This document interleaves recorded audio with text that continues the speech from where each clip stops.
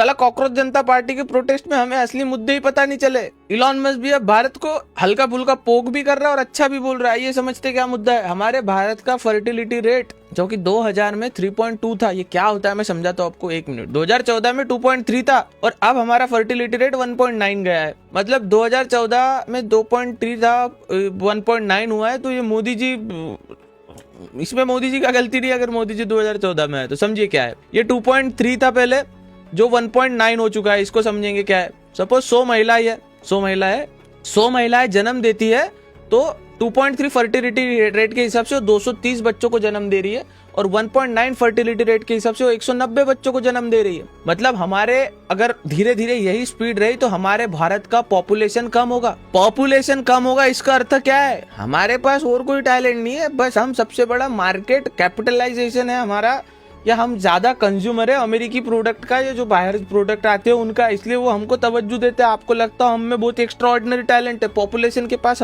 Population के अलावा हमारे देश के पास कुछ नहीं है, ये आप समझ लो।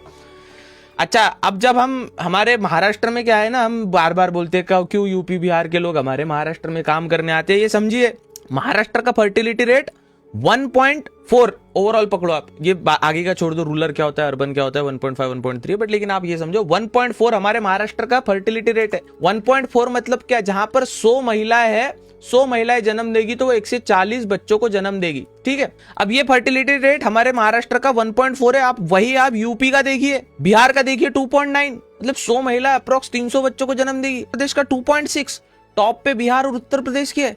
अब वहां पर बिहार और उत्तर प्रदेश में उतना कामगार, उतना रोजगार मिलता नहीं है, तो फिर वो दूसरे स्टेट में जाके काम करते और उस स्टेट को भी खराब करते। कॉज सिविक सेंस सबसे खराब बिहार और यूपी के लोगों का है, मानो या ना मानो, फैक्ट इज फैक्ट। अब भले आप बोलोगे हमको हर्ट कर दिया, बुरा बोल दिया, अनफॉलो देव भाई BJP funding, fact is fact. अब उसमें मैं क्या कर सकता भाई?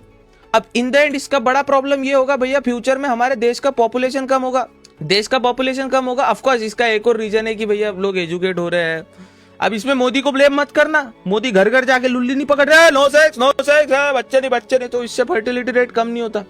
समस्या आ रही है, हेल्थ की समस्या है, कई सारी समस्या। इससे भारत को फ्यूचर में पॉपुलेशन कम होगा, विदेश का जो इंटरेस्ट है हमारे देश से कम होगा, इन्वेस्टमेंट कम होगी, ग्रेजुअली हमारा भारत स्ट्रगल करेगा। बच्चे पैदा करो और ज्यादा करो, लेकिन साला दिन में फोन, हाथ में फोन, रात में लुल्ली, तो भैया फर्टिलिटी रेट तो कम होगा ही ना।